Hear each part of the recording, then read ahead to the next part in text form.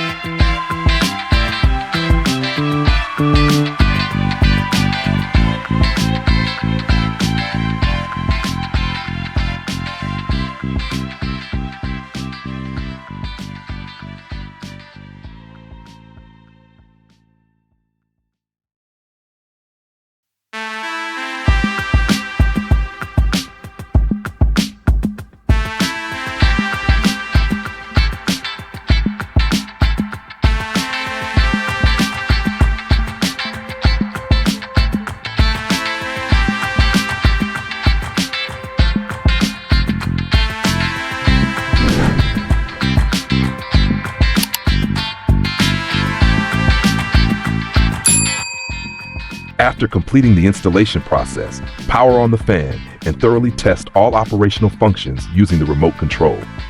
Verify that each feature is functioning correctly including speed settings, oscillation, and airflow direction. Additionally, ensure the fan runs smoothly and quietly without any abnormal noises or vibrations, confirming stable and reliable performance.